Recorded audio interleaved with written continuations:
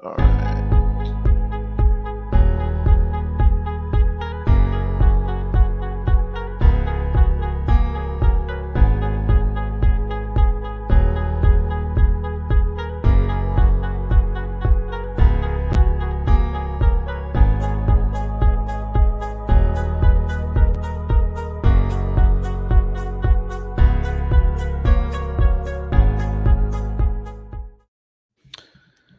Ladies and gentlemen, welcome back to the Closed Traffic Podcast episode.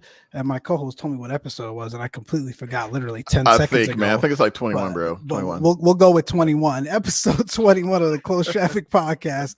It is great to see each and every one of you here so far, at least today. Johnny, say hello to the people. Hey guys, how's it going? Hope all is well. Happy holidays, everyone. It's like the end of the year already. It's just pure insanity, and it's like 9 degrees in here in Texas. So I don't know what's going on, man. How you been, Mike? I've been good, man. You guys, actually, I feel like the entire country has had warmer weather than Southern California the last couple of days. I was in business I was in Kansas City actually for work, and it was like 65, 70 degrees last week. And here in LA, it was 50 and raining. So What? I don't know what the heck's going on, but what's going on, man? Well, you know what? That's what you get, Mike. Because I'm gonna go ahead and say this, man. Because you always get the good weather. Dang it, you always get the good weather. And every time I'm trying to send it in the real world, I can't because my weather stinks. But you get the good weather. So now you know what? The tables have turned, my friend. Tables have turned, I guess, man. Hey, you said you were in Texas? Yep. The old DF dub. Okay, so I must have just missed you. I just came back from Texas last week. Oh, wow. Oh, man, too cool. Yeah, I man. passed through DFW on my layover, and I just wasn't there long enough to steal some barbecue from Johnny, but it's all right. Yeah, quote unquote steal barbecue. Yeah. Tell you, man. Oh my gosh. Anyway, guys, we have obviously, if you guys can see, we have a guest on today. We have Colin. Colin from TFDi has joined us. Oh my gosh, I think we've been trying to get this going for quite some time now, and no fault to Colin. This was just us kind of lacking on our end for reaching out. But when we finally did reach out, we're slackers. What else is new? We finally did reach out. Colin was able to entertain us, man, and free up his very busy schedule to come on here to chat it up with us and answer some questions for you good folks out there. So I really appreciate it. Colin, say hello to the people. Hello, everybody. I'm glad to be here. I thank you guys for having me on tonight. Oh man, we appreciate you coming on. So we've got, man, obviously, a whole host of questions, especially as it relates to TFDi. As prominent as you guys are across the flight sim industry, the flight sim community, we could probably sit here all night and just go through questions and questions and questions. But I think obviously it goes without saying we should definitely start from the top. And, I think we all know the TFDi name, but probably not everyone knows, some of the faces behind TFDi, probably even including yours. So, Colin, you want to take a second or a couple of minutes to kind of just, tell the folks a little bit about yourself, your background, so on and so forth? Oh, man, you're opening a can of worms. You want me to tell you about my background? All right. Well, I mean, all of us kind of got into this through the passion of aviation at some point. And, for me, I came from I grew up in the middle of nowhere in upstate New York. I don't live there anymore now, but I kind of got into flying games as a kid, and I think it was Aces High and Blazing Angels were like the first two, the old Wii game, right? Right, the old World War II. That's the first time as a kid I was ever exposed to aviation. Got real into that, and all of this kind of happened by accident. I was in the tech field on and off, but we started with. I tweaked things I didn't like. For me, I just wanted to, have a better experience on my computer. Tweaked them, got better at it. I kind of realized I liked the whole IT thing. Didn't really understand what that meant. I guess I was like 12 when I started a lot of that stuff. Oh wow! So I didn't really understand what I was getting into at the time. Moved to Florida, and then did some odds and ends IT stuff here, and went throughout the rest of my teenage years. And it kind of was one of those deals where I fell into programming because truthfully we needed a programmer and we couldn't afford one when you're 14, 15. Sure. You don't exactly have $25 an hour to tell somebody to do code. So I was like, I guess I'll learn. And I fell in love with it. And then I kind of just woke up one day. I'm like, this is a job now. I'm technically a professional programmer. And it kind of just, it all kind of fell in place. And I know a lot of us, we're here because of the passion in what we do, and whether it be aviation or technology or, just striving to swing at the fences. I think that's kind of what unites all of us. And it's what I know started it for me. Gotcha. Absolutely. You mentioned like tinkering to try to get yourself a better, overall user experience. Mm-hmm. I think like Flight Sim is probably one of the very few communities where folks do that. Like, and it's encouraged. For sure. And it's encouraged. It's exactly. Not mods. It's, you don't get banned from the community for tweeting something. People encourage it. They're like, oh, cool, send it to me. I want to do it. Yep. Yeah. That's what it was. It was the old, the virtual cockpits back in like, we're talking like, what year is it now? Oh God, how old am I? 13. So 13 years ago, right? So we're talking, 2008, 2009. FSX was still new. Half the planes that were freeware didn't have the VC or anything. No VC. So I was like, hey, I Googled it. I figured out, I'm like, I can just edit this little CFG file. I can add a cockpit to it. I'm like, man, I thought I was a freaking rocket scientist getting that thing. And at 12, I'm like, man, I put a cockpit in this plane.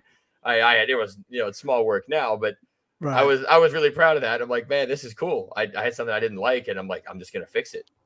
And then I released that, and oh man, the little kid in upstate New York, more people downloaded that mod pack than lived in the town that I was in. Wow. Really? Yeah. So I was like, man, here I am in this little tiny town where I just gave something to, 10,000, 15,000 people. I'm like, man, that's it. I'm hooked. Oh, that's awesome. Yeah, I guess that's how it starts, man. And it's great because I think, especially when you think about some of the simulator platforms out there that allows us to do that, like X-Plane, you think about Ortho. Oh my goodness. I don't know where X-Plane would be, at least for me. I don't know, probably speaking for myself, but where X-Plane would be without Ortho, right? I think it's just, it just really adds to the overall immersion and level of experience, that you're able to get out of the sim. But, I think that's awesome, right? So that leads you obviously into probably, I'm sure you did a couple of things in between, but like, could you walk us through the evolution of TFDi and kind of how that came about? Sure. So, I guess I'll spoil the name because technically we're Invernix is the actual company. Invernix owns the name TFDi Design. Right. So now I'll give away what TFDi finally stands for. There we go. It was, if you knew me back in the very beginning, my username is Turbofan Dude everywhere. Yes, that's right. So back in the very, very beginning, I was like 9. I made this email because I was in the B-52, right? And B-52's got these big, 8 turbofan engines. So 9-year-old me goes, oh, I'm turbofandude@gmail.com. And I'm like, and now you know my email, but I'm sure it wasn't that hard to guess anyway. But, I have to edit that out, just like beep. Well, anyway, but no, I'm like, I'm gonna make this email, and then I mistakenly started Turbofan Dude International under that moniker, and it had some success, at least in the freeware market. And I'm like, man, that's it. We're Turbofan Dude International now. And the guy was running it with me, so I started it by myself as Turbofan Dude International. It was an old Wix website. It was real simple. Just released that little mod pack, and that gained some traction. And so people joined the team to help me just kind of manage and monitor. It was all volunteer, but at that time, again, it was free. And one of the guys on the team was like, man, we can't grow this as Turbofan Dude International. Like, we got to do better than that. And I was like, no, you're right. And he suggested TFDi. I was like, TFDi Design. That sounds good. It sounds a lot more professional. And it was definitely better than Turbofan Dude International and much less of a mouthful. Right. So that's that we went. Excuse me. So we went then from that little mod pack for the Southwest 737 pack we made. That was the start of it all. Mm-hmm. We went from that to a couple of iterations, all the way from just the initial zip file to like we made an actual installer, made a little page for it, and then said at some point, okay, well, we can do other things. We can create things, and we started small. Right. We're like, we're gonna make a sound pack. First thing we ever did. Made a 737 sound pack. I forget how we got it. Was just by chance I had happened to have linked up with somebody that had access to like raw sounds that we could use and offered them to us for something that was affordable for me at like 14 or whatever I was. And we did it and we put it together. It was pretty cool. I mean, it certainly doesn't compete with some of the things that are on the market now, but for what it was decent. And at the time period that it came out, it was decent. And that was the first time we'd ever sold anything. And that went really well because as we were all getting older now, you're talking 14, 15, some of us are starting to get jobs. We're starting to understand, that as much as we love doing this, it's hard to dedicate hours and hours and hours and hours for completely free. Yep. And it's hard to create the quality that we wanted for free. That's what it was. It wasn't just money seeking. It's that we want to be able to devote the time to this that we need to make these compelling products, and we couldn't. So we started with the sound pack. That went through a couple of iterations. At some point along the way, smart cars happened. Smart cars, the flight tracking platform for our smart VAs. Cars. Oh my god! For the win. Then I'll touch on smart cars in a bit because we got to go into that one a little we deeper. Gotta hit that, sure. But as it stands in the history, that one, fun part about that was actually a debt. We had promised to make a 737 simulation, a classic simulation, way back when, before we knew how to do that. Right. Wow. And it didn't happen. And at some point, we just had to accept it. Like, hey, look, we're not going to be able to do this right now, and we're not going to create vaporware. So we pulled it, but then we owed somebody because we had promised them a copy of it. We're like, well, what do we do now? And we're like, this was a friend of ours. He was running a VA, and we said, okay, look, well, we can't give you the plane, unfortunately, because that's not in the cards right now. Right. But we can make you a little tool to track some flights and whatnot. And he agreed. So we got to work on it. This was the first time I'd ever coded anything for the company. This was right around the time I was working for that computer store. I was learning a little bit more about IT in the professional world. Sure. So I was like, let's give it a try. And we created smart cars. And 2/3 of the way through it, we're like, dude, this is a product. This doesn't have to stop here. I'm like, and we went to the guy. We're like, okay, so we're gonna give you a copy of this for free, which is the same value that you were gonna get anyway. Right. We're gonna give you a copy, but you're gonna be our launch customer, basically. We're going to fly your flag on this thing. All of our screenshots are going to be in your VA, but we're going to launch this product on you. And that became Smart Cars 1. Wow. And that grew from that one VA to we have 1,100 or something now that have used it over the years. And that became Smart Cars 2, and it evolved. And somewhere along the way, so Smart Cars 2 was the next big one. That and the third iteration of our sound pack. We then made a version of our sound pack that actually had a gauge. It actually had custom coding in it to give you the extra flight attendant call and ground call sounds and some extra stuff. Just because that's what we like to do. We wanted to give it that extra mile.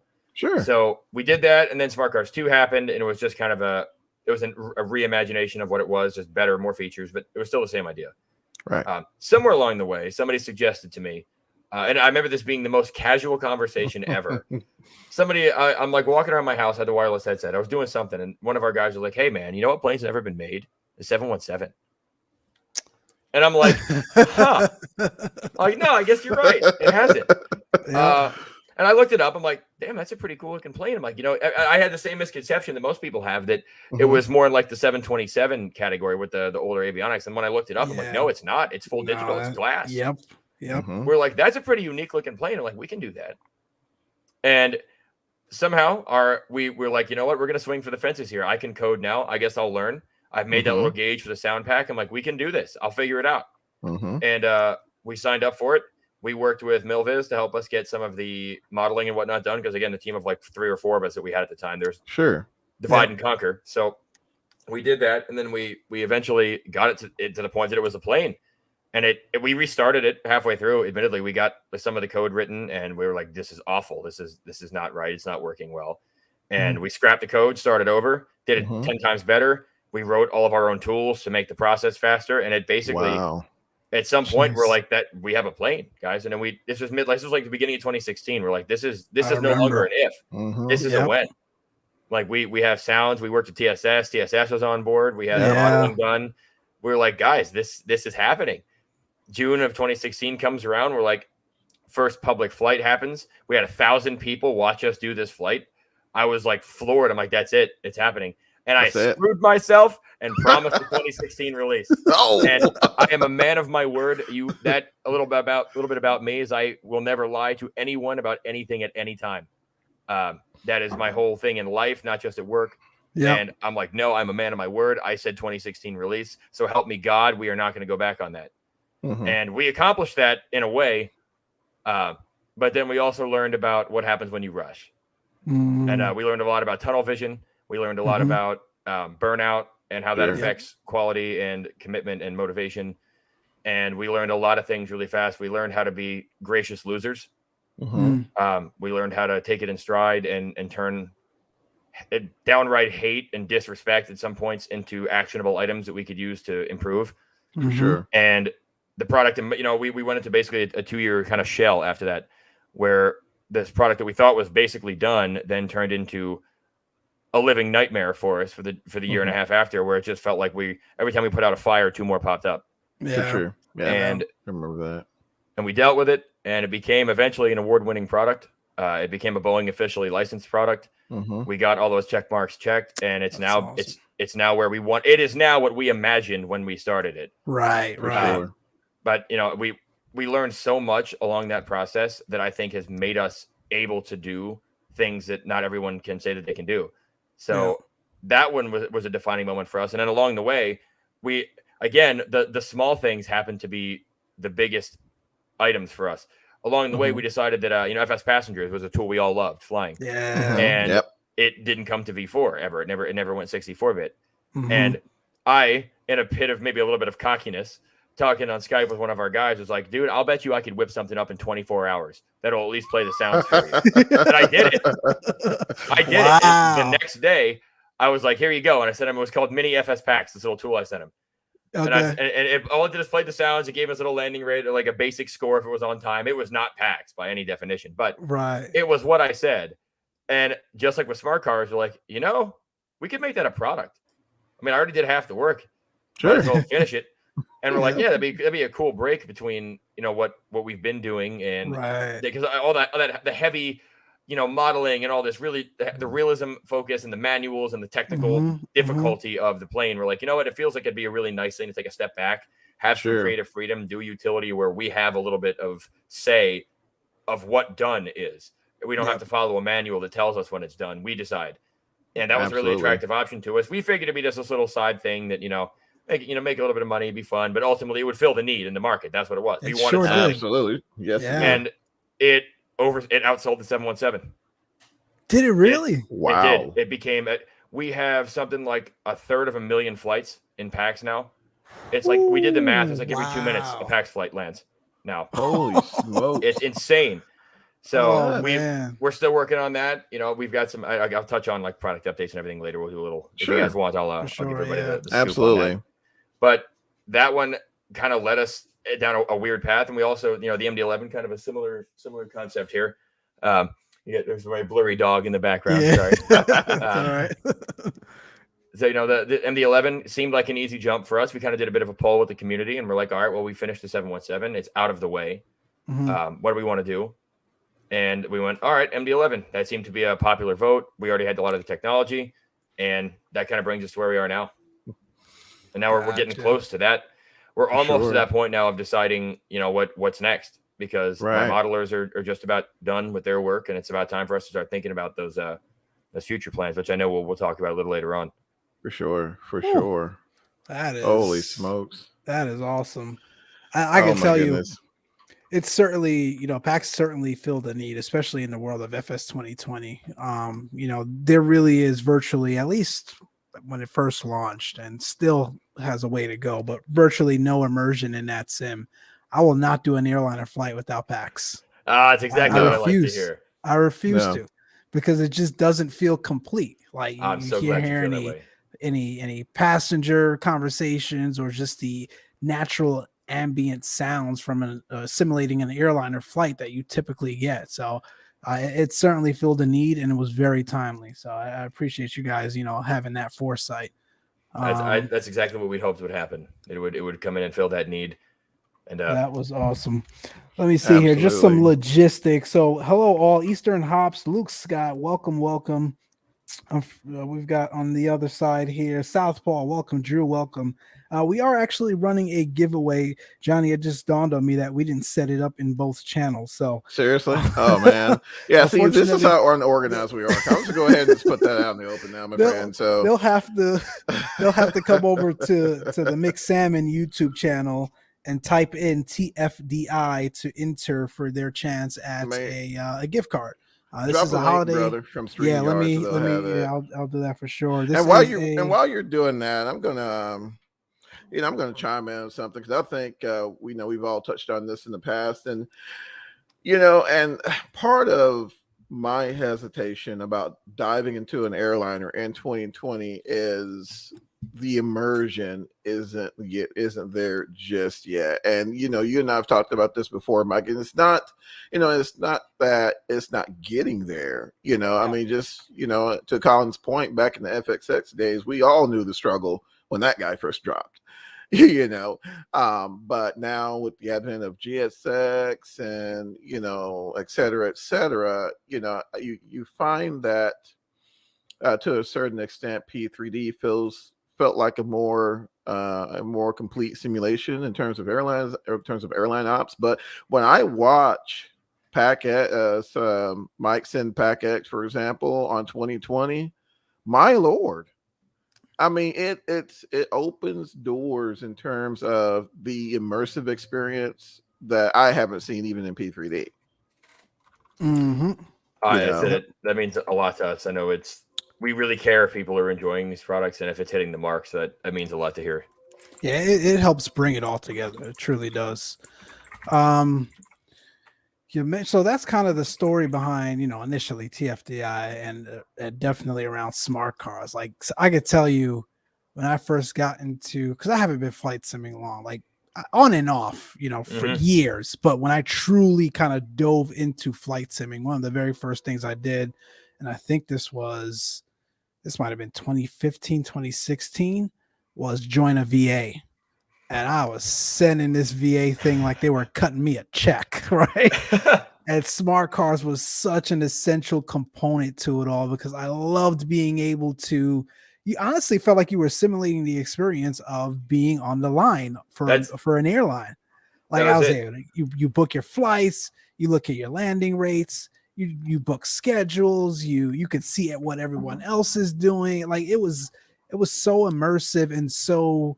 You felt like you were really part of an airline. You felt like you were really part of a community. So it is an exceptional product. I don't have the time too much these days. That's why I said to fly for VAs with everything going on in life. But it's crazy, man. It's awesome. There was actually a question about. We'll take that question later because I know we're going to go into some product updates. But just so you know, Colin, there was a question about when can we see Smart Cars 3. But I'll be happy to dive into all of our current product updates. I'm not going to. We'll get there. Cool. We'll go into that in a second. We could probably even segue, with this question. What are your thoughts? First of all, personally about FS 2020, and then also, professionally and from a development standpoint and opportunities wise. What are you thinking? How are you feeling? So, have you ever gone to a steakhouse and ordered $100 steak, and it just gave you the meat on the plate, and you're like, I'm sure that would be a really good steak if you would just cook it.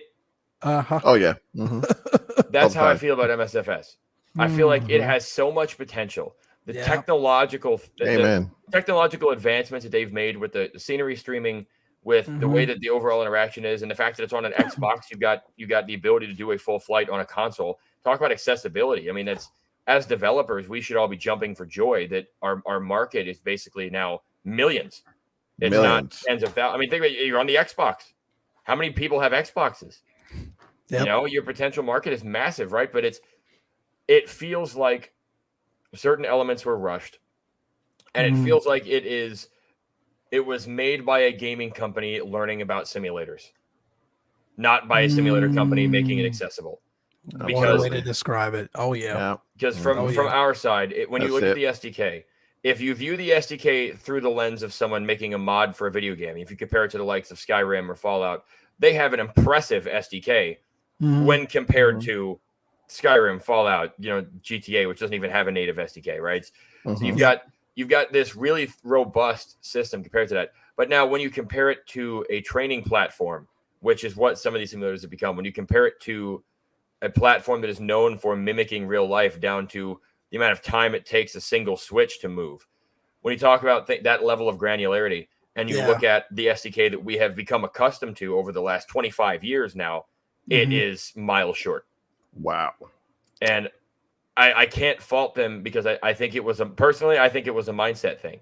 Sure. I think it was approached from the wrong angle. And I think there were probably technical limitations we don't know about with the Xbox and the Microsoft Store. And I'm sure there's security concerns there that we're not aware of, that they had to make some of those decisions. But I think that is its greatest weakness so far. That and just the overall polish. There's no one will argue that it lacked serious polish in the beginning. But that is unfortunately very common of a lot of releases these days. So that's not specifically an MSFS issue. That's more indicative of the state of the general gaming world at the moment. But Right. As far as it as a platform, I think it has the potential to be a replacement for the current ones, but not this season, not probably in the next year.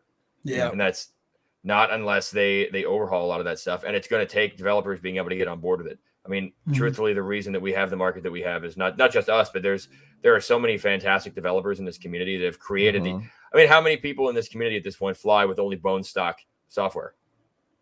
Few. I don't know any. I don't know of any that have no add-ons at all. So I think that is a big part of it. And until those developers are able to bring the compelling products, until they can sit there and imagine something absolutely amazing and not be held back by what the platform can and can't do, we're not going to see that new era yet. And we're starting to see it. For sure. Just like in FSX, we can do things now with FSX and P3D that were unimaginable when it came out, right? So, and it's as you learn the engine and as it matures, it will happen. So I think that there is possibility there, and that's why we're pushing for it as a product or as a platform that we want to support. But I know that at least out of the gate, I think we're going to struggle with certain features, and I think a lot of other developers, clearly, as we've seen from the turn of events that have happened in the last couple of weeks here, other developers, I think, are also going to struggle with some of these issues, at least for now. For sure. And you hit the nail around the head. Summarized it so well. Oh Lord, yeah. We've been saying that for so long. I mean, ever since it dropped. I mean, I remember, when FSX dropped. I mean, it was like I said, it was a show as well. I mean, I remember they always are. They always are, right? But there's just so much potential in that platform. Like, for example, if I just throw up a GA aircraft or something like that, it's beautiful. I literally flew up the highway next to my little suburb here and found my actual street. Wow. Precisely. And I don't live in like an incorporated area in Tampa. Like, I'm in some random suburb. So the fact that my street, I mean, again, that's what I'm talking about. There's so many things that it does right. It's just held back. It's held back currently by some of the things that it has yet to really nail. But the word hopefully remains to be yet. Doesn't. Do they, and when I say they, Microsoft and Asobo, I mean, they tell us, right, as the consumers, great things are coming and this and that. And, we're working with, developers such as yourselves to be able to add and continue to, enhance the overall add-on kind of experience as it relates to flight sim. And that's what they're telling us.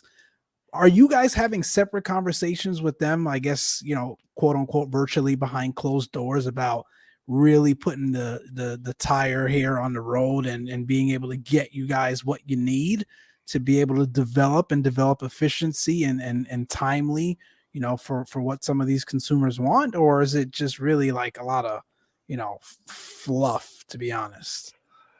I have to be really careful with how I answer this too, because I can't speak for other developers.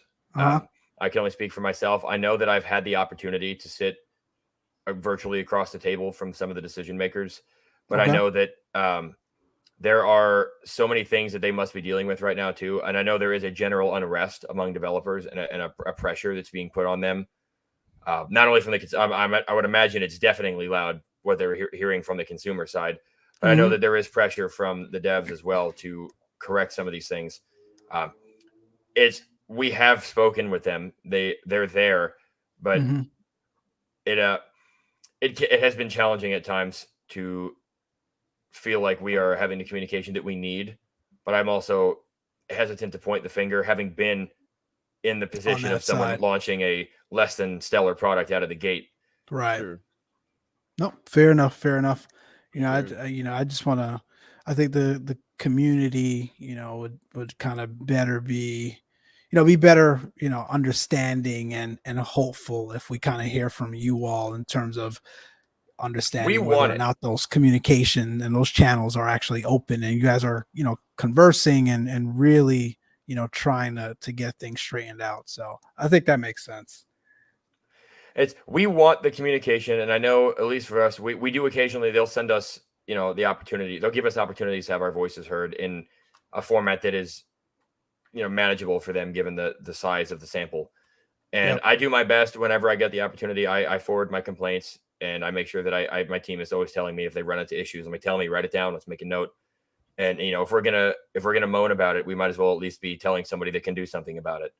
Yep. So I can only hope that those things. I know how it is. Customers have reported things to me that I fixed 3 months later. I know how it can be.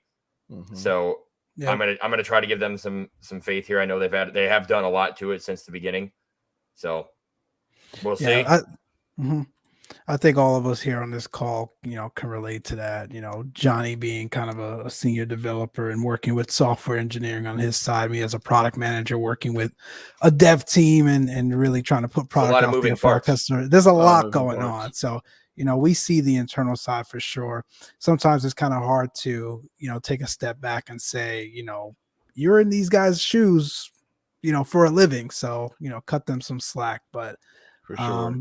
I think that's great stuff there. Let me take a look, see what's going on in the chat. Maple, hello, welcome. Good to see you. Let's see. Dave, welcome. Good to see you. Yeah, Dave, Maple, what's going on, brother? Welcome, Maple. Kenny Wood, hello. Good to see you. What's that? I would say that last criticism we just saw in the chat there is probably fair. That might be a better way of describing how some of the communication is felt. They hear us. They know that we have complaints, but it does feel sometimes that they have their own plan that they need to execute first before they're going to be able to do what we need them to do. For sure. And I would say it has felt like that at times. Yep. No, sure. I think that makes sense. I mean, ultimately, we're talking about a very large organization in Microsoft. So, at the end of the day, they're going to do what they need to do. But I think that makes complete sense. Mr. Spur, hello, welcome. Thanks for joining us. Hey, how's it going? Let's see here. Mr. Dave said, give him a shout out, and also just want to thank our Patreon backers. I guess thank you. For our commercials. I suppose I don't know, but anyway, thank you, Clarence. Mr. Clarence, definitely appreciate your support. Also, thank you, Mountain Man, aka Charlie. Thanks so much, my friend, and Ricky. I don't see him, man, but. You are, Ricky. Definitely appreciate your all support. But to segue back with you, Colin, and man, again, thank you for coming on and sharing your perspective on the state of things with 2020, and and as much as I find little things to nitpick on or little minute issues I find with 2020, there's still so much going forward. And I actually watched you guys' display on for Flight Sim Expo, and that MD-11. If you guys haven't had the opportunity, definitely swing by their website there. We'll drop it here in the chat. And check out their product review of the MD-11. Beautiful in the platform. And it's going to be amazing, but working on it in that platform does make me want to bash my head into a table. But it's going to be worth it. It will be worth it. It's going to be worth it for sure. I mean, there's just no doubt in my mind. Just to kind of, I felt a little nostalgic, guys. Not going to lie. I fired up the old 717 this morning and did a little trip in it, and just reminded me of, because even back then, when the airplane was released, I mean, there were things done that I've never seen. I'm about to get into those in a period. And even the sounds to this day, it's that the Rolls Royce kind of buzzsaw like sound just emanates, and it's just music to my ears. But I think with this new platform and the MD-11, I think it's definitely going to be fruitful for you guys. Was there any in terms of modeling? Did you guys feel more free from a developmental standpoint, in terms of modeling, or did it seem more convoluted than anything else, trying to navigate the ins and outs of that new platform? Well, you see, we seem to like to make our lives as difficult as possible. And we chose to make a product that is close to unified platform for both P3D and MSFS. Mm-hmm. So we have to deal with the restrictions of both. So it's definitely there have been more considerations for us, but I think the general process, at least from an artwork standpoint, is very similar. Sure. So it hasn't added a whole lot of complexity yet. I'm sure I'll eat my words, but at the stage that we're at now, and we're just now getting to the point of like animating switches and linking up a lot of the stuff that you've been seeing us play with in the debug environment. So I suppose if we're going to run into those issues, we're going to start to see them in the next couple of weeks. Yeah, for sure. I bet. For sure. Colin, walk us through True Glass, man. Oh man, how the heck did that come about? And especially being able to do that thing in such old ass, excuse my language, but old ass platforms. Like I can remember if it was FSI. I think at least P3D V3 had True Glass, right? Was that your first time introducing it? I don't remember. I don't believe so. That was a VRAM thing, I think. Okay, got it. Either way, still old, very old code to be introducing something so immersive. Walk us through that, man. Oh man. So True Glass, I'm telling you, half of the stuff we do starts with "Tell me I can't," because we wanted to have that for such a long time, right? That's such a part of the weather experience. It always felt so unfulfilling. Flying through a storm, flying through snow, being in the foggy morning, and it's just crystal clear. It's like that vision impairment. Even if True Glass doesn't quite get it physically right, and I'll touch on that. Just having something there and like having a purpose in windshield wipers, like that would be so cool to do. Yeah. And we had actually tried it in FSX like a long time before. Okay. And it absolutely slaughtered the performance. Like we're talking 60 to like 15. Wow. We're like, there's no way. Like there was no chance in hell we can pull that off. Like we can optimize, but that we're not going to be able to take a 75% loss for rain. That's not going to happen. So it was funny because there's a picture somewhere of me, and I think it's in FSX of the 717 way early in dev with on the PFD with just raindrops on the PFD instead of the screen. Because we wanted to test the technology, and we went over the top. Like we used CUDA on the GPU to basically do like hardware accelerated. That's how it is now, actually. Sure. Okay. We rewrote it. It's not CUDA anymore, but it's still hardware accelerated. And we did this whole it was overkill, but it was almost a case of just getting to kind of sharpen the blade, so to speak. And we went, oh, this would be amazing, but it's just we don't have the possibility to do it correctly right now, and we benched it. And then P3D V4 comes out, and we start becoming aware of the PDK. And the PDK, all of a sudden, so the biggest hang up for us up until that point was display rendering technology. And actually, it still is, even at MSFS. That's still actually the biggest thorn in my side is display technology. So the PDK comes out, and all of a sudden, I've learned to write shaders. I've learned to do graphics programming now, so I'm a little more comfortable with that. And Lockheed goes, hey, here's an ability to hook directly into the lower level of the drawing system in P3D and not deal with the old like FS90. This thing that we use to draw gauges now for like regular screens was made in like FS98. Like it's ancient. It was not built for any of the stuff that we're doing with it at this point. So now we get told, hey, there's this new system we can use and they improved it again in V4. It existed in V3, but not quite to the same level of granularity that we had in V4. Sure. So we said, okay, you know what? Let's try it. I was hesitant because we were in the middle of a bunch of other stuff, but I had push from the team to do it. And I gave it a try. And the initial feedback was positive. It worked. We're like, yeah, there's a slight performance impact, but it was like 5%. It wasn't like it was before. We're like, holy cow, we can do this. And then started the real work. Because then I remember sitting I had this old truck that I drove at the time. I remember sitting there at night in the truck, just like staring out the windshield. Like, how does that work? How to drive all the time, right? But how often are you watching an individual raindrop like rolling down your windshield, trying to figure out what its physical properties are? That's true. We had artists that were like trying to recreate this because the way rain works in real life is it refracts what's behind it. So you get, because if you ever looked at a raindrop, it's inverted. It's a like vertical mirror of whatever's behind it. So we didn't have the ability to do that even with the PDK. We tried that. And that one, we went right back to square one at the performance when we started doing that.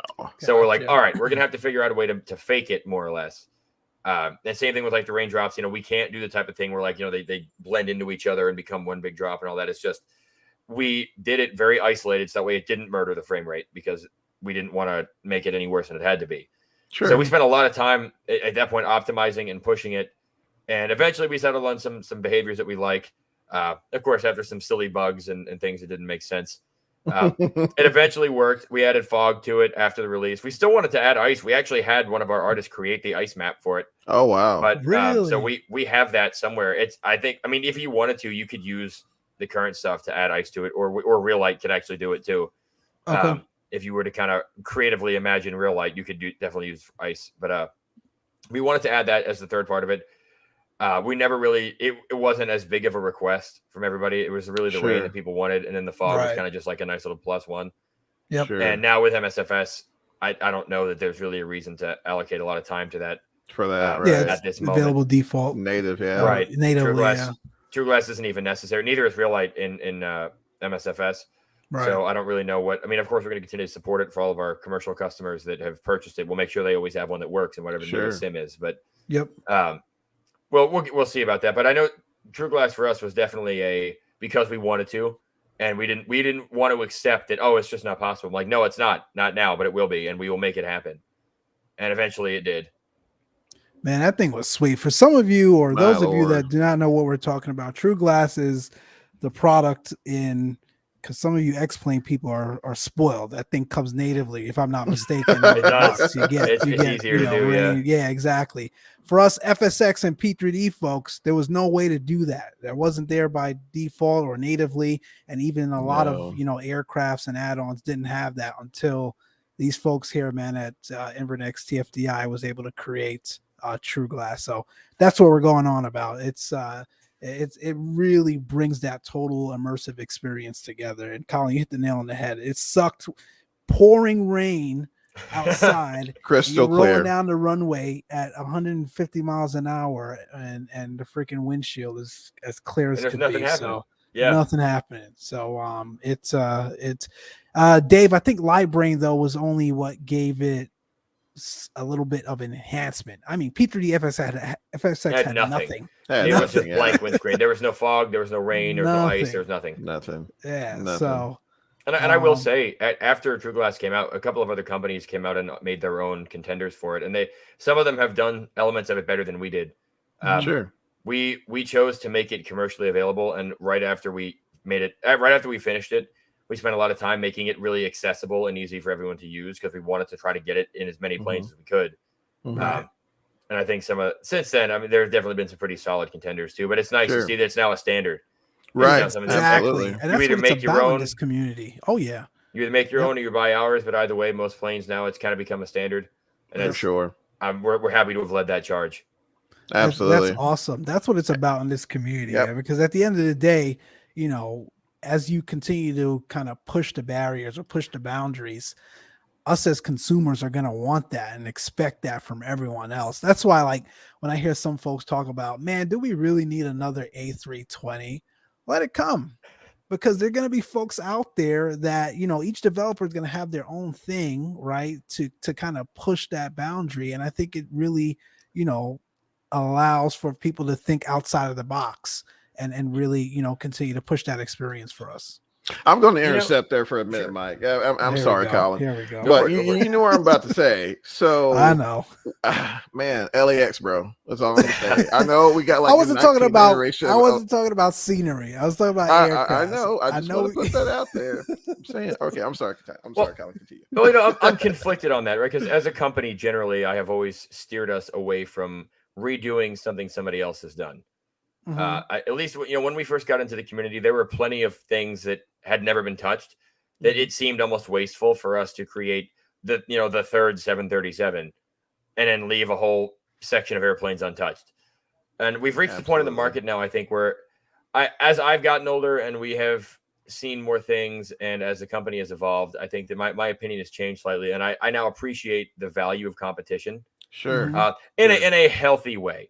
Now, again, I don't believe in the underhanded slam marketing. I don't believe in the I'm just gonna beat you to the market to steal half your income. I don't do that. I don't mean like that. But I now understand that although it's not always pleasant, competing for a market does benefit the consumer. It keeps you sharp because you can't. It's easy to get lazy when you're the best in your market and no one's going to challenge you. It's easy to get lazy, for sure. And having a little bit of that pressure and knowing that nothing is guaranteed, you're not guaranteed to stay on top, I think is better for the consumer, and it's better for devs with respect to overall quality and output.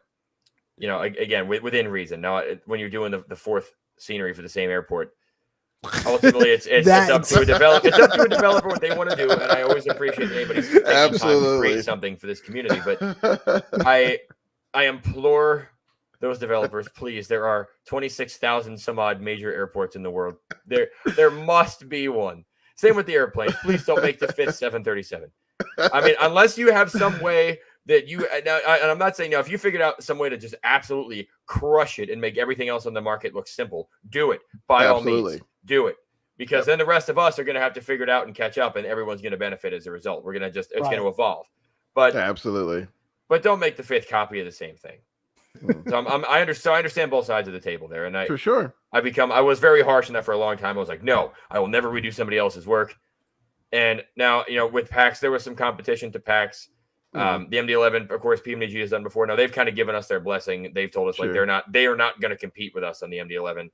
But there's even the Rotate one for X-Plane. Yeah, for now I'm staying out of their way. I have no intention of going to X-Plane at this point. Sure. Just because that's a whole other can of worms, and I also have no reason to want to fight with them. Sure. Especially not on their home turf. Yeah. Not only is it just as people too. I know how I would feel in that position, and I don't think it's what I want to do right now. Absolutely. So we've been pretty clear about that, but I understand the value of having something on the market to kind of keep each other motivated to be the best that you can be. It isn't about beating your competition. It's about making sure you're doing the best that you can. Right. Absolutely.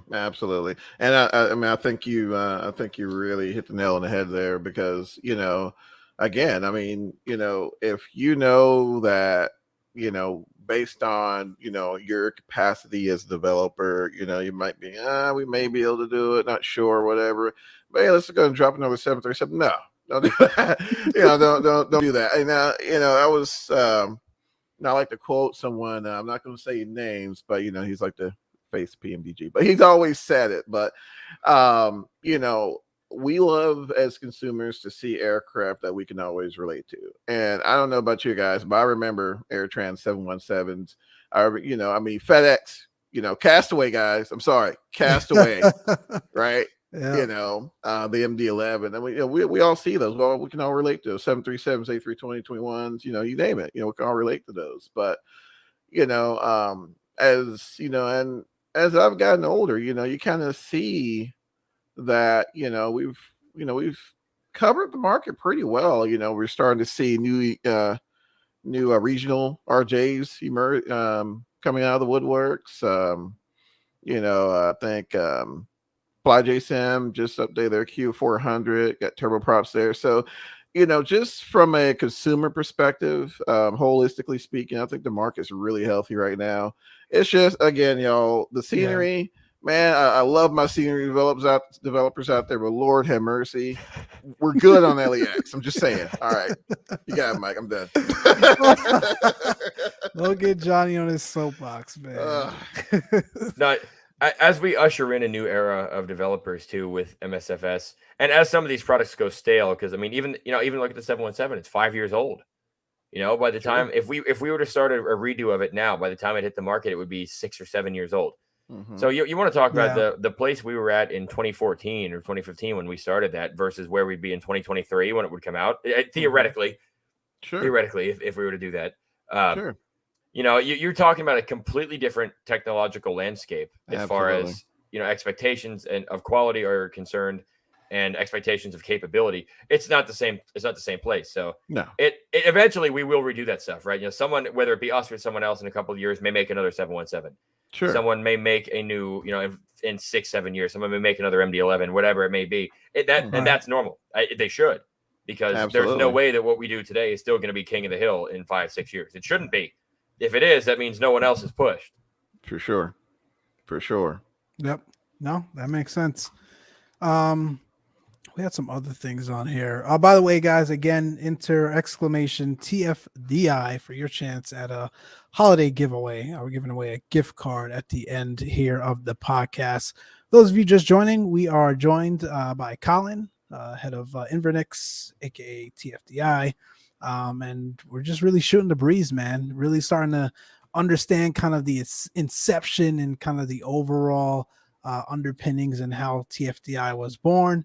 And we're now going to start to slowly transition here into the overall kind of roadmap and what's to come here for the company. But before I go into that, Colin, tell us a little bit on kind of like how you partner with, whether it's real world airlines or pilots to help influence the product that you guys are putting out there for the sim community? I know a lot of what we do is done with insane amounts of reference and feedback from any real world sources we can get, whether it's sometimes something as small as we will just Google MD-11 cockpit and wait until we find a picture that happened to have caught what we want. We've had people take photos for us. We've had, mechanics answer questions and send us photos. We've had help from airlines in the past. We've had, pilots send us manuals or answer questions for us. We've had, of course, all kinds of things we've gotten over the years that we'll take anything we can, because something like this, you ask questions, sometimes even pilots scratch their heads. So we've been really lucky to get to work with, like I said, mechanics too, airlines, things like that. But it's not like you think it is. It isn't like we just go, hey Delta, hey KLM, how does this plane work? Gotcha. That's not at all how it is. It's when we kind of took a different approach. I would imagine that there are some developers in the industry that have those connections that do that. Yeah. Of course, we know people in, I would assume every walk of life at this point, based on where we're at. But we kind of always leaned on the fact that we are of the community for the community. So when we started the MD-11, we said, hey, everyone that knows anything about the MD-11, here's our Discord.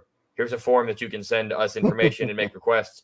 And dear God, that form has got to be, I don't know how many responses it's had now, but we've got an entire folder full of like gigs of stuff. It's got to be at this point. Wow. That people have sent us photos, videos, information, little tidbits. They got in the Discord and were telling us, hey, the flaps droop this certain way when this certain thing is happening. And I remember seeing it on this. I'm like, man, I have learned information in passing that I didn't even know was something we had to consider.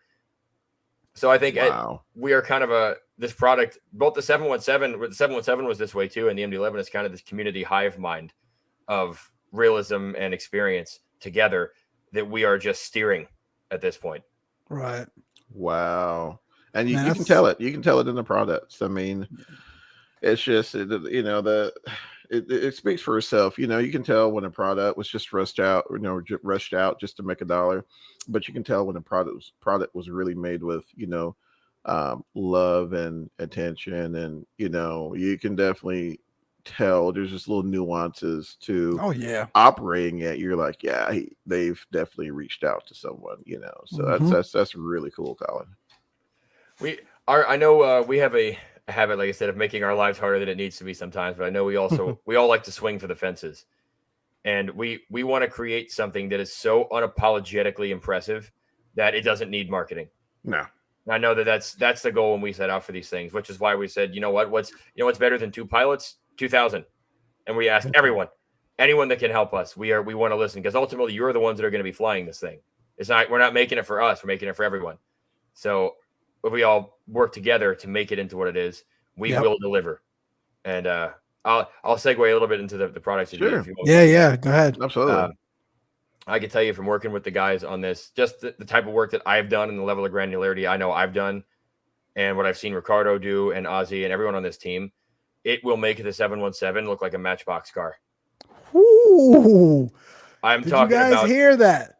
I'm talking about you can go into. Now we did announce the pricing model on one of our live streams. So I'll come back to that. Sure. But I know that one of the things you're going to be able to do with the MD-11 is purchase like a failures / like extended simulation pack, which will include kind of like an instructor panel, basically, where you can go in and, when I say granularity and depth, I'm talking about go in and fail display computer 2 and watch the center 2 screens red X until you reconfigure it. I'm talking about you can pull a breaker and kill one of your IRUs and see how that handles it, or kill one of your ADCs and see what data fails. Wow. I'm talking about the FMCs can crosstalk to each other. One fails and the other one has to sync back over when it comes on. We've built this stack of technology. Incredible. Where every single item in the airplane, I don't think we directly reference the simulator variables in more than one place ever. We have except for, I think, maybe the standby displays, maybe the exception. But we'll code, what we did is we'll say, okay, we're going to code the, we'll take the air data computer. Mm-hmm. We're going to code, we have a whole file that's literally called adc.cpp, I believe. That all it does is that reads the sim. And then that checks, do I have power? Have I failed? Am I providing the right data? If I have, okay, then it sends that back out to the rest of the systems. And everything else reads from that. So if you have, and then everything along the way. So the ADC has its own thing that can fail and checks for itself. Then you have, okay, well, I'm going to connect that to the display unit. Well, then the DEU that is connected to the ADC has its own unit that can fail. Okay, well, the DEU is working. Now we're going to talk about the actual screen. Okay, the screen itself can fail. The screen itself is on. Okay, that's good. Now, finally, it draws whatever the ADC said. So that is a level of immersion that we don't see too often or at all today. And you guys are saying we're going to be able to see this in 2020. Yes. So far, awesome. That type of stuff is already running. At Expo, when we did this, the same systems logic, the flight computer was running. The Magenta Line stuff is running. You just can't see it because it's all display. We have all the issues that we're having with 2020 at this point are display related. And it's been pretty severe in the amount of setback that it's given us. But thankfully, the part that really matters, the heart of the simulation, all those things seems to be working quite well and without serious effects to the performance. So the part that really matters is going to make it feel like a living, breathing machine. Seems like we're going to have no issue. It's just going to be a case of getting the colors and lines to show up on the little screens. Once we're done with that, then we're going to have I would like to think, a pretty impressive simulation. For sure. I know we swung for the fences with this one. What's the first one? What's the first livery you flying, Johnny? Well, guys, what's the first one you ascended? One word: Memphis. Oh man, I'm telling you, I drive past the UPS one that they park at Tampa every time I go to the airport. I cannot wait. I'm doing some like 9-hour UPS haul with that thing out of Tampa. I will do it. Shared cockpit. We'll get like 4 of us in there. We'll hand it off halfway through. We'll do it right. Sending it. Awesome. And that's another thing too, I mean, I got so excited, knocked my keyboard off, but even way back when, I think the 717 was probably one of the first aircraft that I noticed to have shared cockpit functionality. It was one of the first to make it a real priority. Dude. It wasn't the first. I think the Airsoft Airbus had it, and I know the Leonardo MD-80, I believe, had it before us. Really? Okay. But I know we were the first to make it a first-class citizen in the product.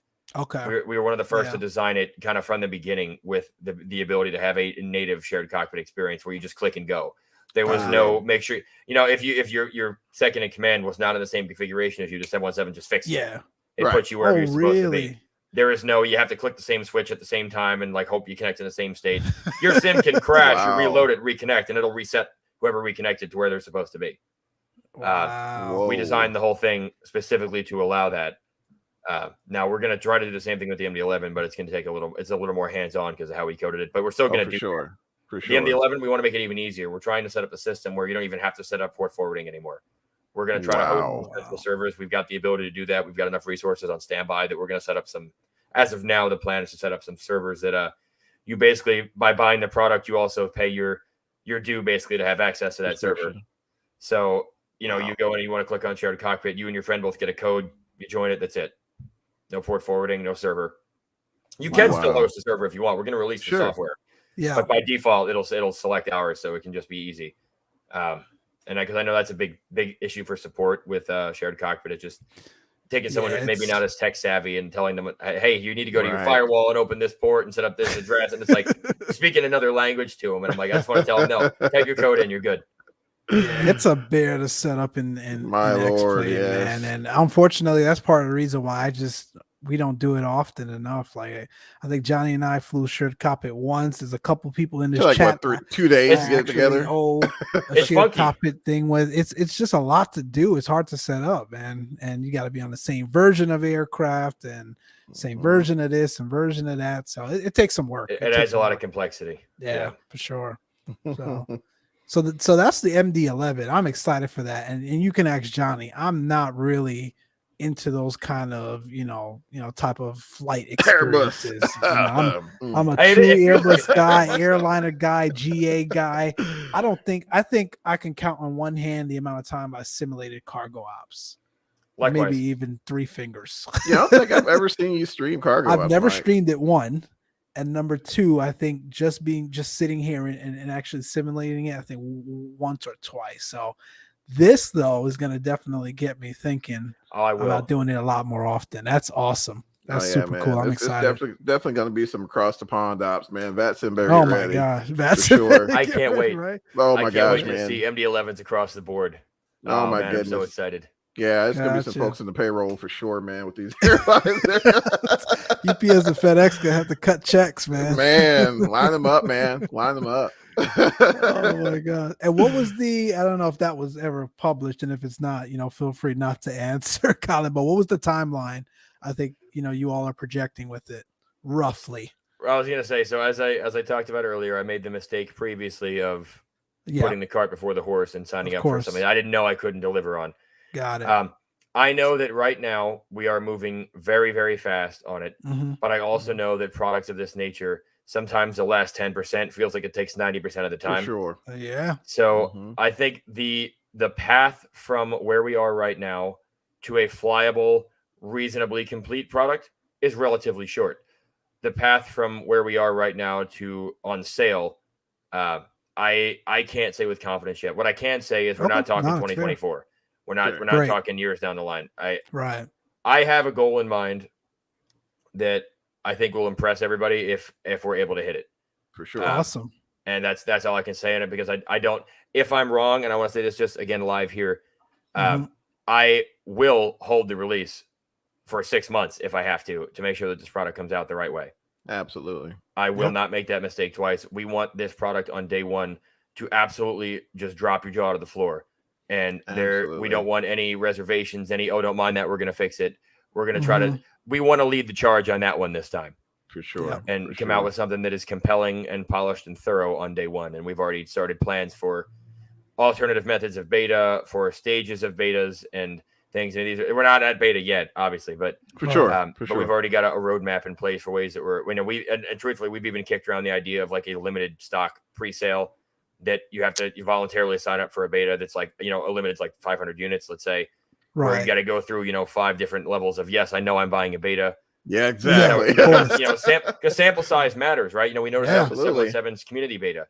We did run a beta on the 717, but it was way too short. So that was one issue. We were not going to make that mistake. But we also noticed that the sheer volume of people using the 717 in that community beta, although it was difficult to field at times, we just had constant feedback all the time. We knew immediately if we got it right or not.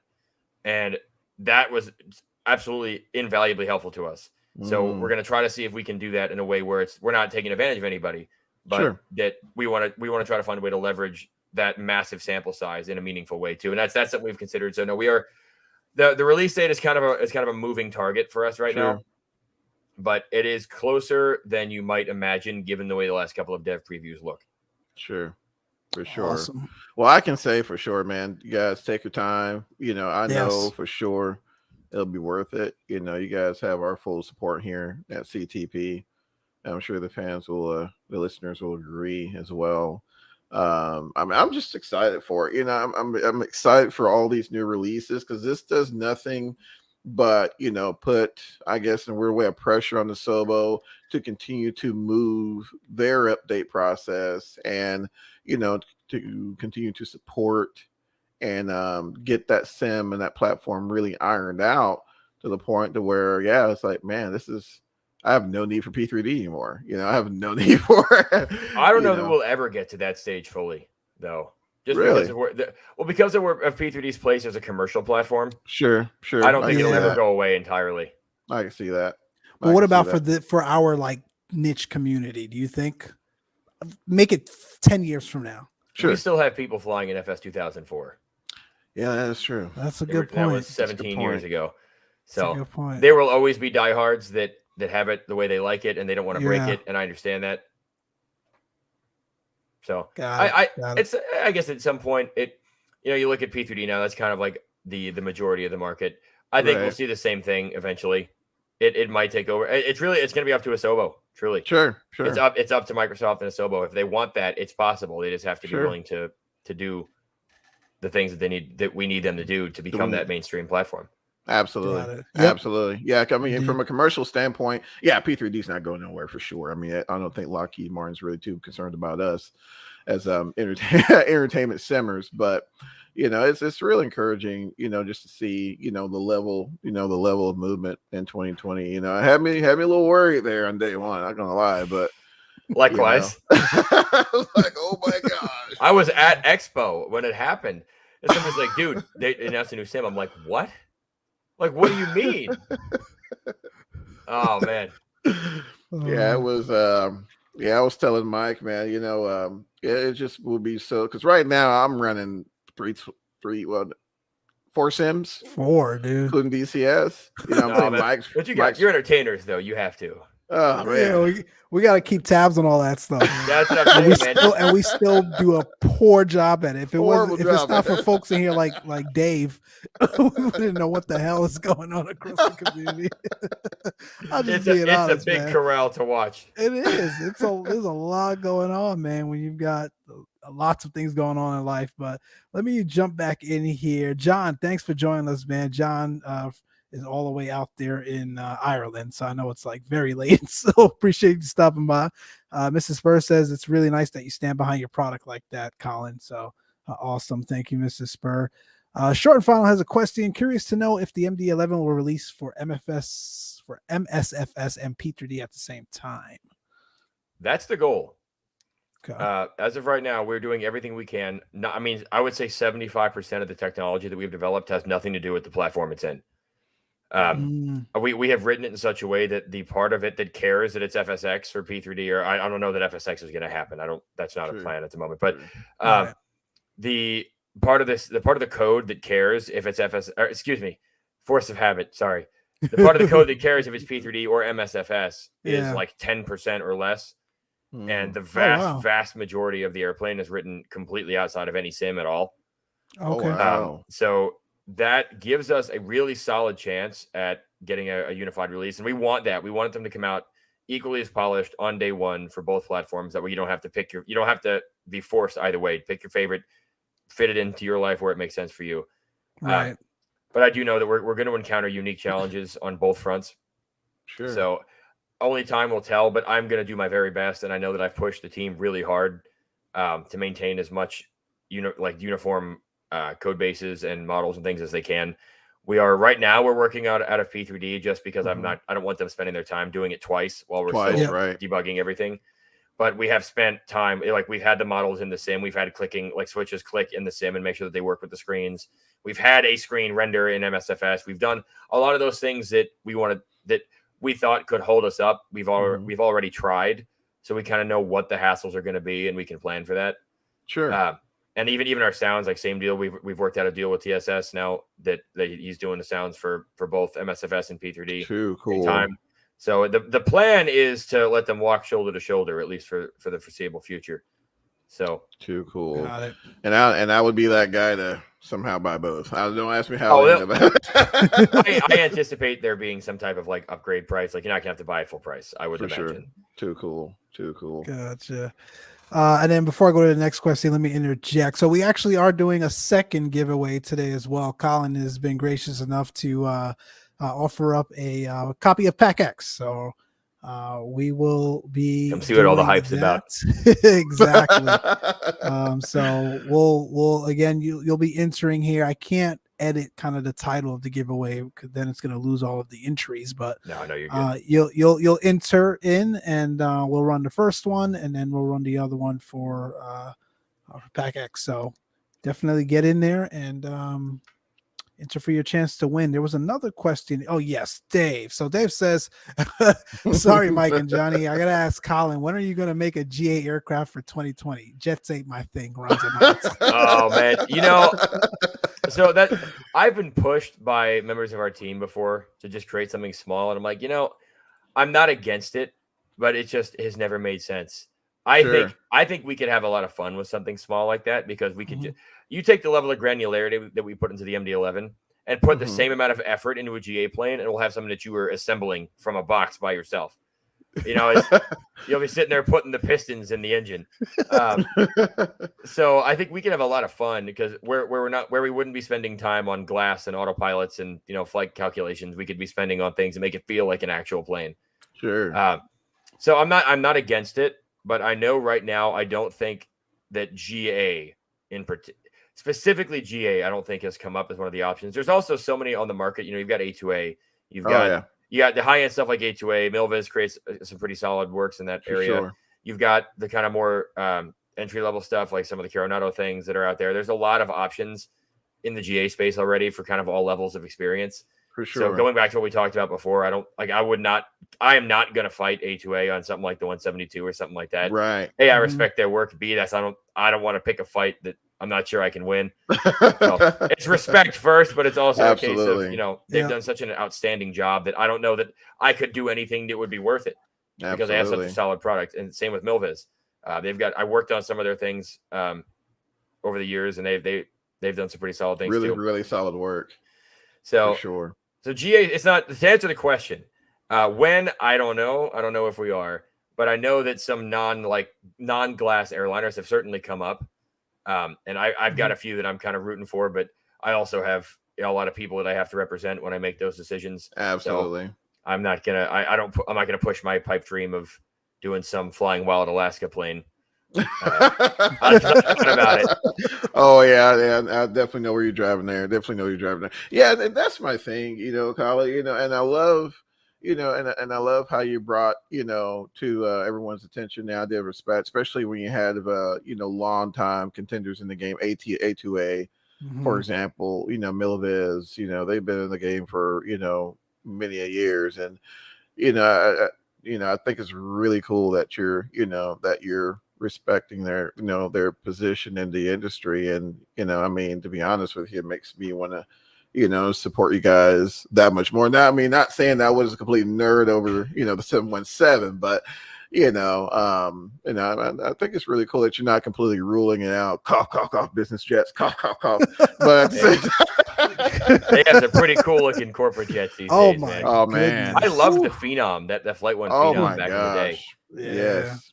Oh man, that was just such a fun little quirky plane. It was, wasn't it? It was so weird to fly. It chugged on my old machine. I could barely run it. And I'm like, I don't care. I love this thing. It's got all the little clicky things and the little chimes and sounds that I wanted from it. I'm like, oh man, It just scratched the itch. I don't know what it was. Oh man, yeah, it was something about the airplane, man, that just hit just to hit those little small airports. I think it'd be, especially in 2020. Yeah. I think. If they ever brought that back to 20, oh my Lord, man. I would dust off the flight controls that are somewhere up in the closet above me. I would dust them off for that, man. I'm gonna have to try some of these things.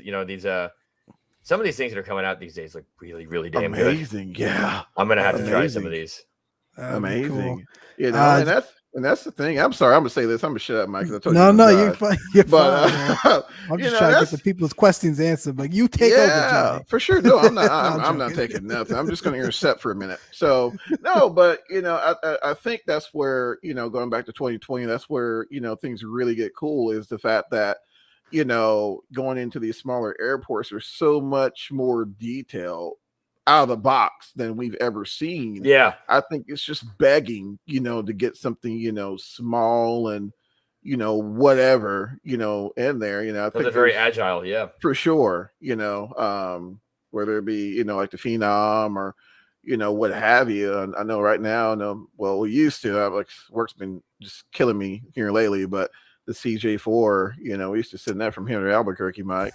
Oh my gosh, when 2020 first released, and the working title guys were like the first to start modding aircrafts along with fly-by-wire. Oh my god, I'd be an SCJ for all day. I'd be an SCJ for all day. But Kenny says if you did do the GA route, try the Sea Wind Amphibian, where one can taxi into or out of the water to land. That sounds awesome. Actually, it does. Yeah. There was a joke that everyone wanted us to do a Carve Air at some point. Somebody made a joke about it, and that became like the thing. I was on a Reddit for a little bit. It was just every time we post anything, was it a Carve Air? Like, no.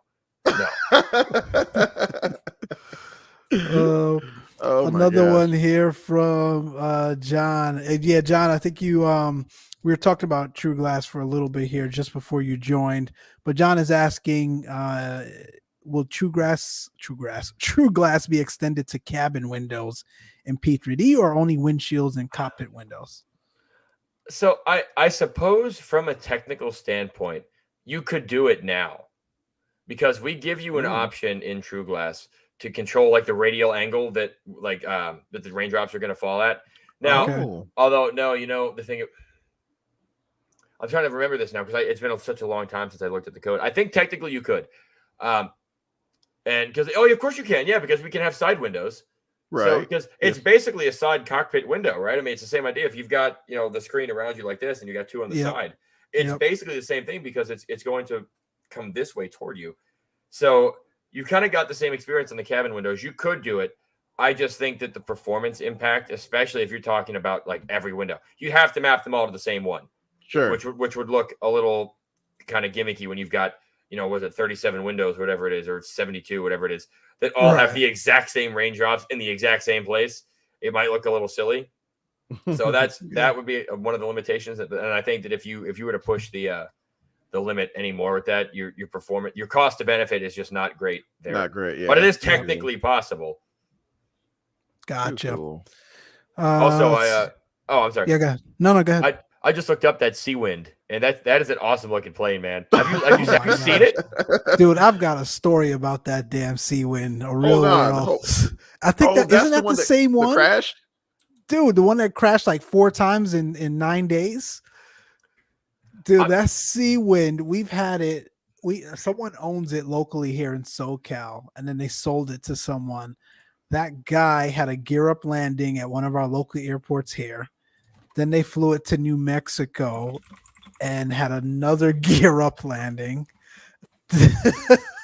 And then they flew it, I think, like a week later and had some sort of forced, and it, sounds weird for a Seawind, but forced water landing where it was like turned upside down though. Oh, geez. And the thing is still operating. What? Yes. I mean, it says a lot about the manufacturing, I suppose. You can look it up, for dude. Sure. It's insane. I thought it was a joke. It's crazy. Chief, what's going on, man? Thanks for joining. Like an episode of Air Disasters. It's Air Disasters times too. Adrian Martinez is here. Hello, good to see you. Welcome. Yeah, I make no promises, but I am a doer, not a talker. I just dropped that in our Slack channel about the Seawind. I'm going to kind of get an idea for what the team thinks. Look at that. Because that's a cool looking plane. I think that's cool. awesome. I've never seen that. It's unique. We have a thing about doing unique things. So that'd be a total change of pace. So we might, you know what? And if it does happen, then whoever suggested, I don't remember the username. I'm sorry. But whoever the suggester was here, you'll know. Who was it? We It started was that Kenny. discussion here. Yep. You heard it here. We'll get you a copy of it. If we do a Seawind, you get a free copy. Titanium plane. I know, it's crazy, man. All right, let's see what else is going on. Those of you just joining, we're doing 2 giveaways. I know it says 1, but it's actually 2. The first winner will receive a $20 X-Plane Org Store or Sim Market gift card, their choice. And the second place winner will receive a copy of PAX, courtesy of Colin on the TFDi crew. So just a way to say happy holidays here from the Closed Traffic Podcast, and appreciate all you guys' support through the air.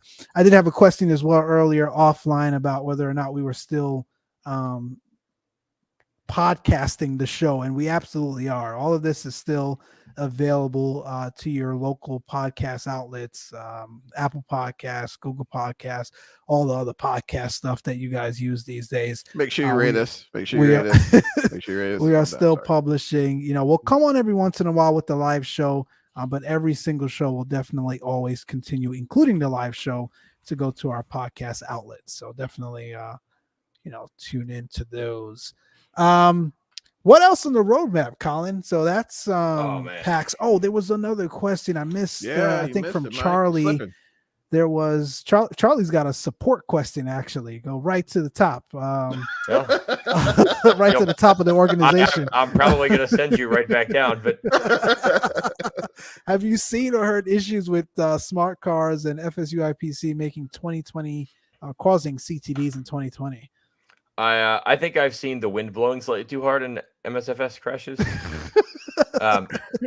Jokes aside, no, we have I? Yeah, absolutely. Do I know if it's smart cars crashing it? I would say it's unlikely that smart cars is the culprit, simply because it's the same code base. It's been the same code base for almost 10 years. So I think it's unlikely that smart cars is the culprit. Now, could FSU IPC be doing something different? Absolutely. Could it be the sim needing an update or malfunctioning because of an update? Absolutely. Could it be a system issue? Absolutely. Is it possible that on your machine running it is causing it to crash? In that case, yes.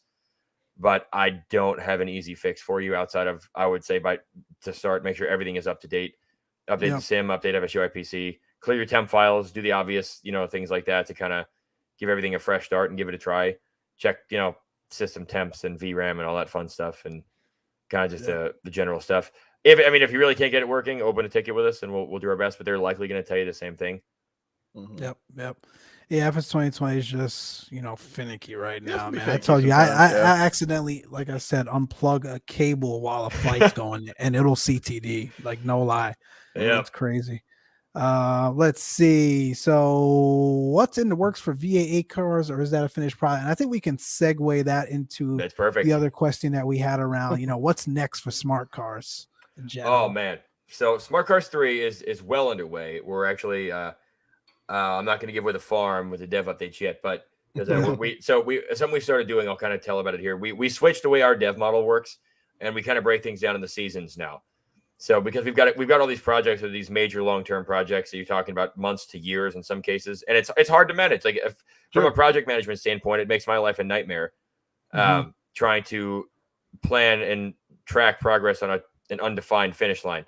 So similarly, to coincide with those new seasons, we kind of are aiming to do a dev update at least once a quarter, like a major one that talks about all the current stuff that's on the market or being worked on. Awesome. So I'm not going to spoil the surprise because we're only about 2 weeks away, and we do have some fun stuff to talk about. Cool. But I will say that Smart Cars 3 in general, it is not an evolution of Smart Cars 2. It is its replacement. Wow. Okay. We did something different, and I've talked about this all right. English. Let me start that sentence again. I get a little ahead of myself. We've talked about this prior, so I don't mind going into a little more detail here. So sure. Yeah. We basically, Smart Cars 2 kind of became the mainstay. It was the go-to. It still is for a lot of VAs, and I think it's still a really solid contender, but it's dated. It's certainly dated, and it certainly lacks in some areas that it would benefit from having more work on. So what we did with Smart Cars 3 is we didn't create another program. We created a platform. Wow. Smart Cars 3 has a developer SDK that gives you the same level of access to write applications that we have when we're making them. So we're going to ship it with some core plugins. And of course, the features you've come to know and love, the flight booking, the chat, the radio, all that stuff is going to exist. But we're going to then basically open the doorway for a VA to have any level of customization they want. The web script are all documented down to the individual function. We provide all the source for that. The developer API on and we're talking desktop API here, not web stuff. You're going to actually be able to modify the Smart Cars client and ship those modules via our module store to your VA users. So if you're a VA that's like, you know what, we want to do something completely custom that has nothing to do with PHP VMS or any of the web systems.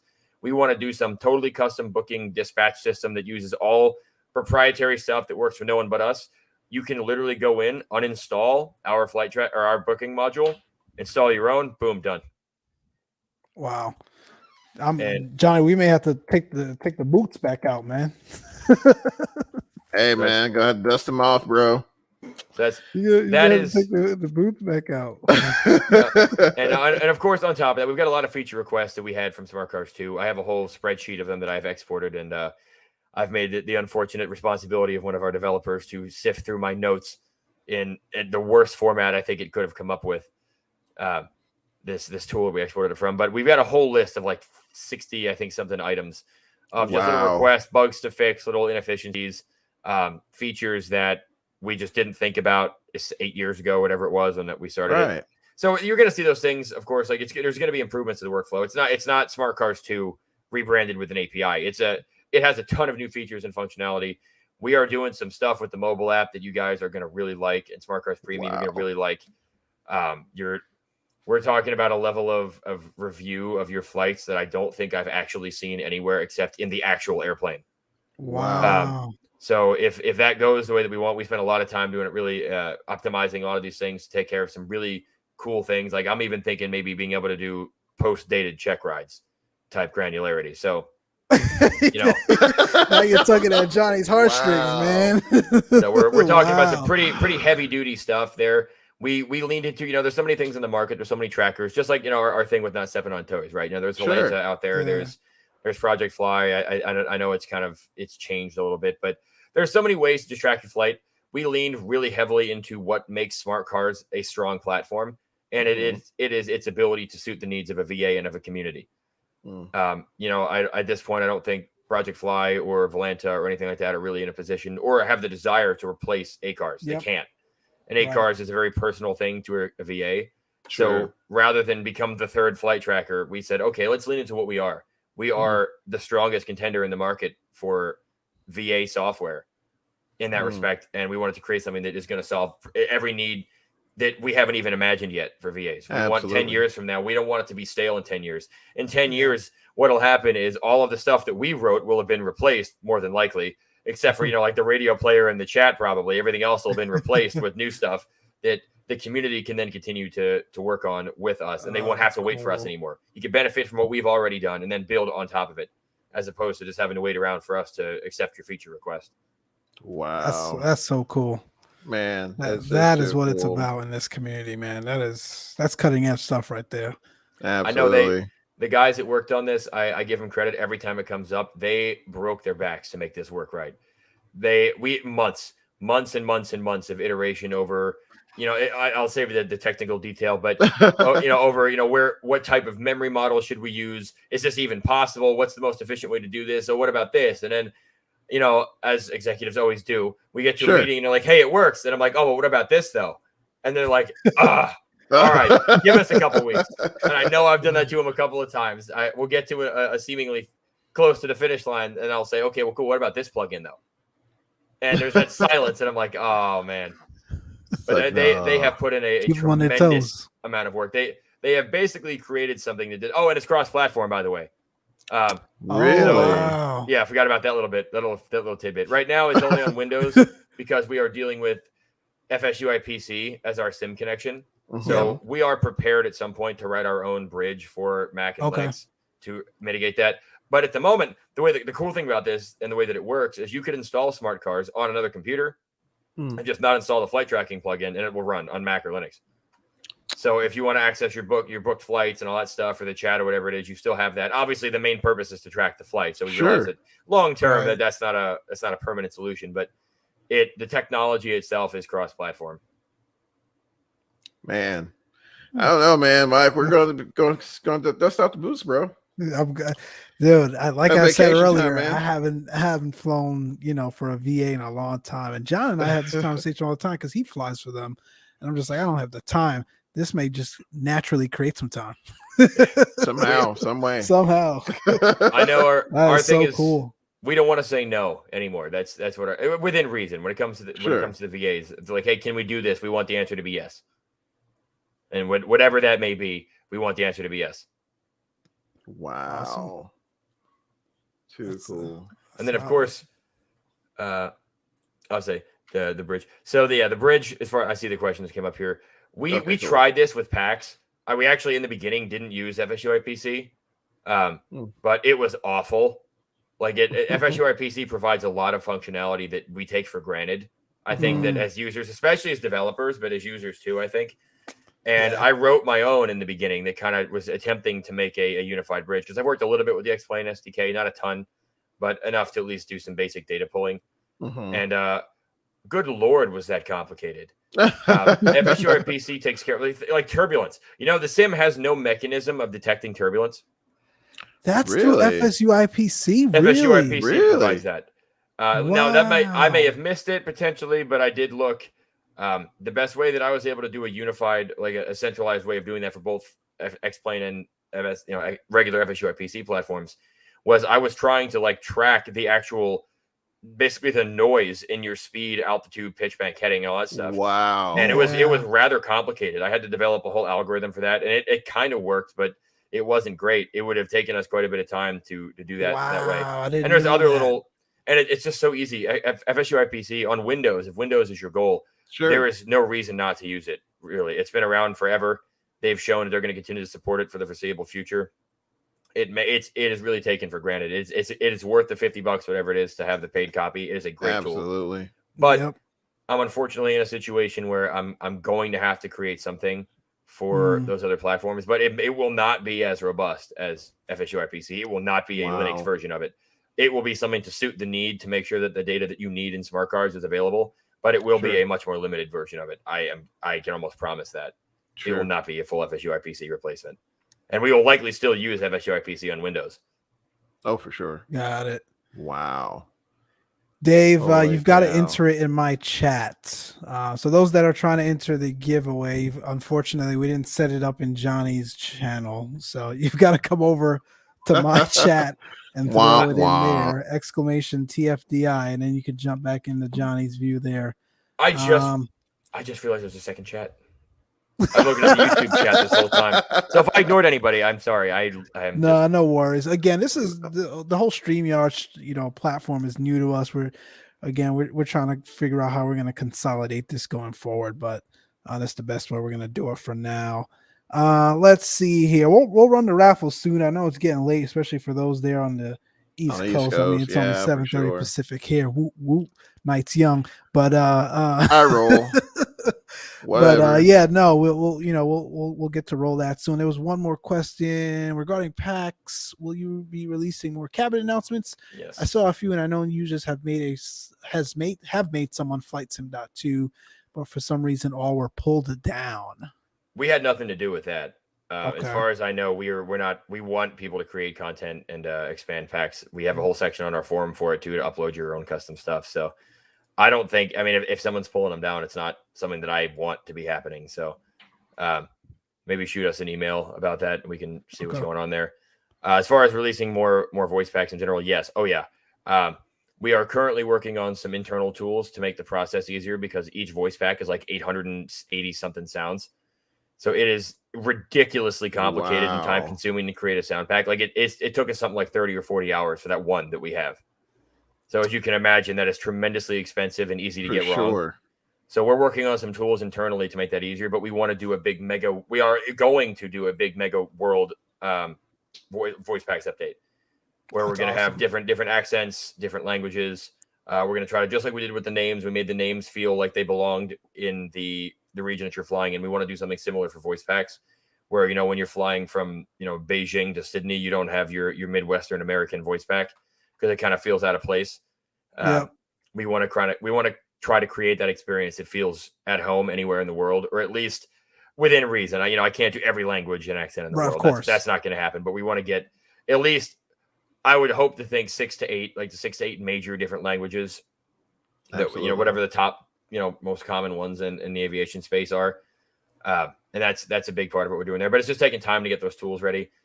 Given the team that has been working on that, it's a smaller team. We are also working on packs in general. Like I just worked yesterday on some bugs and little features, and we had an update coming. I'd like to get, hopefully maybe into beta here soon before the holidays, just give everybody something new to play with. For sure. But yeah, we've got big things on the horizon, and the company as a whole.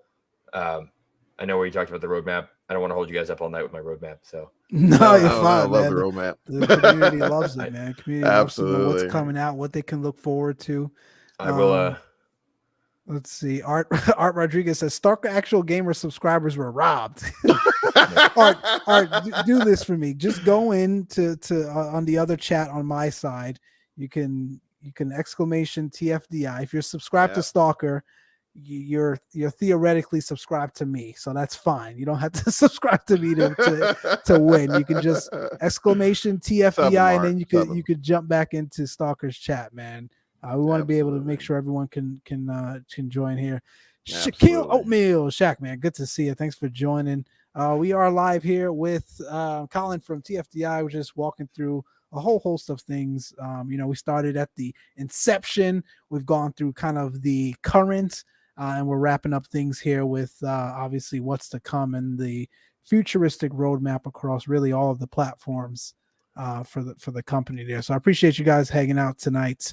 Colin, do you have anything you want to add to the community or for the community? Any tips? I think anything that you all need from us, right? It's always like, hey, we need this from you guys. We need this from the developers. Hey, it's what our do job, you need from us? Yeah, I get it. But, I think we talked about earlier, providing feedback. So that way you guys are able to track that stuff in, real time and be able to try to, better your product. Like, besides that, what else do you need from the community to help make you guys' lives better, which in turn will benefit us as well. So what do you think? What do you got for us? Well, I know I certainly can't speak for every developer, but I know that a vast majority of us, there's very few of us that do this full time, at least in this industry. We exist, but there aren't that many of us. And I know patience is one of them. Certainly, remember a lot of these people, they have families. They have, I can tell you that nobody that I know got into this industry to become a millionaire. I'm certainly not. And that's not why we do this. So have a little patience with us. And if there's something wrong, the biggest thing I want to know, I want you to tell us.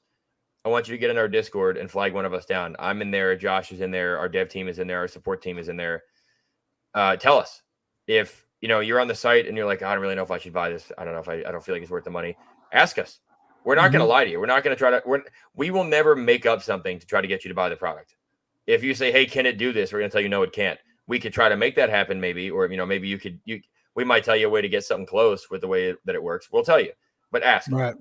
Because we want to ultimately we do our best to be as present in the community as is possible for us.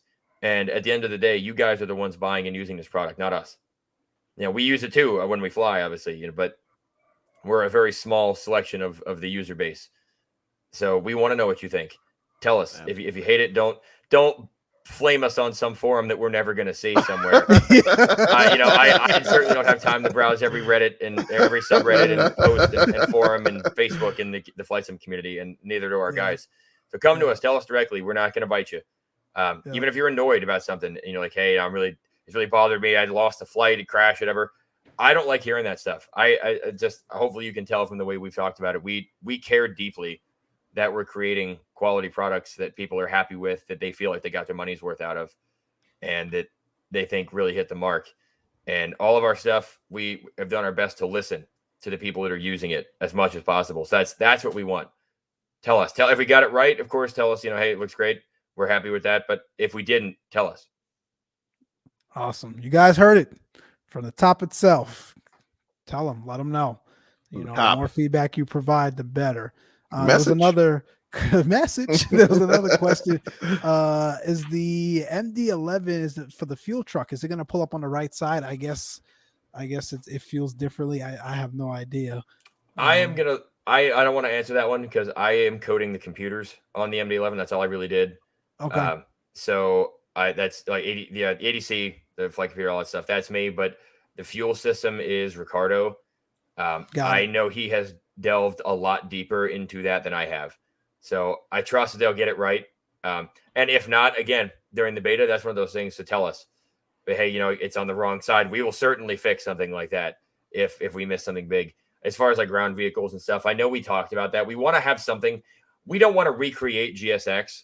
GSX has already got a lot of really cool features that make it really immersive. And I'm not going to even attempt to recreate GSX as part of an integrated unit here. But I know we want to try to offer something that way users that you don't have to purchase another piece of software to get the complete experience. So we're gonna try to find that middle ground between, just shipping it bare bones and having enough that it's not competing. Got it. No, that's fair. That's spot on. Another question here from John. Most airliners are being fitted with CDPLC, CLPDC to make VATSIM experience better. Some are getting more immersed with GSX. Are these things you're looking to have implemented in your aircraft? Yes. Yeah, I know we already started talking about how to try to get the pallets to load up with either our cargo truck or whatever it is. And I know the GSX came up in that discussion. And same with CPDLC. I think my own team will slap me if I don't do CPDLC. Josh alone will never leave. He'll call me every day and complain until I put it in. So, certain things like that are just kind of becoming standards now. And I think if we really want to make something that feels like it belongs in the price point that we're putting it, we said it'd be under 100, which it is. Our base price as of right now looks like it's going to be $89.99. Okay. So if we want to put something in the market that feels like it belongs in that price range, it definitely needs to have some of those features. Got it. All right. Guys, I'm going to roll the first giveaway here as we round out the evening.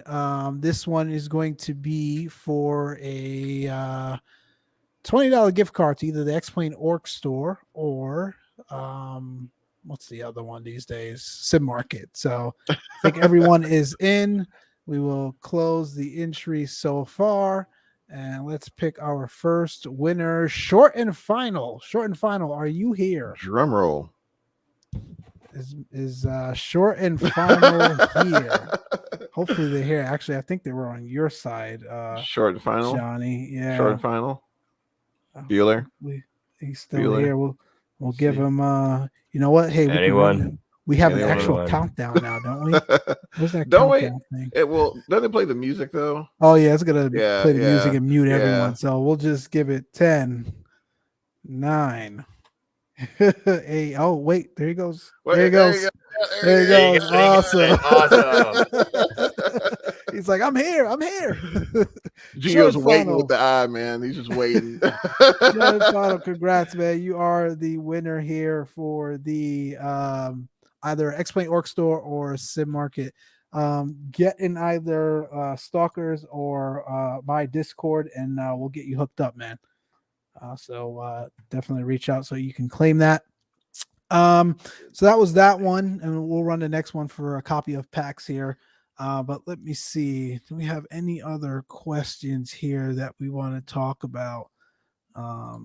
Anything else here in the chat? Sure and Final says, I made it. Thanks. I didn't expect that. Congrats, man. Congrats. We talked about the roadmap. We talked about, and of course, Colin, you guys are going to continue to support, all of the major sims with your products, right? Yeah. I mean, just like we're kind of doing with FSX reached a point that it isn't a priority anymore. Mm-hmm. And it's simply because there's just other technology has taken over. And I would anticipate that at some point the same will happen to some of these platforms we have now in lieu of new ones. Yeah. But we're always going to do our best to try to reach as many platforms as is reasonably possible. Traditionally, we just, like I said, we don't want to say no, right? It hurts to have a customer walk up to you and be like, hey, can I run it in whatever sim? And we're like, no, I'm sorry. That hurts. We don't like that. So we're going to try to make sure that you're not having to redo your whole sim setup for us. Okay. No, I think that's spot on. That's fair.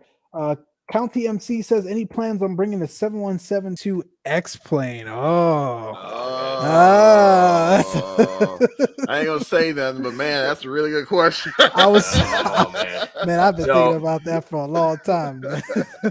The amount of people that, similarly to the last sentence I just said about saying no, the amount of people that I've unfortunately had to say no to at expos about running it in X-Plane is painful. The current version of it's not going to happen. The current version, there's no way. Because it's it wasn't written in a format that is even remotely compatible with X-Plane. Now, I have tossed around the idea of post MD11, a 717 V2 type thing, with to the same level of fidelity as the MD11. And I would think, I'm not promising that that's going to happen or when, and I'm not promising anything, but I think if we were to see a 717 in X-Plane, it would be in that way. It would be part of a new product that we have extended the support to.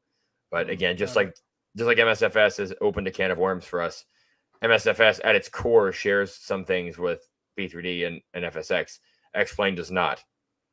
So that makes it even more challenging for us to do that. So no, I'm never say never. I would love to be able to make it happen, but there are a lot more things than simply my desire there that we have to consider, unfortunately. So that's fair. Folks, like 3 questions at the same time. How about for X-Plane 12?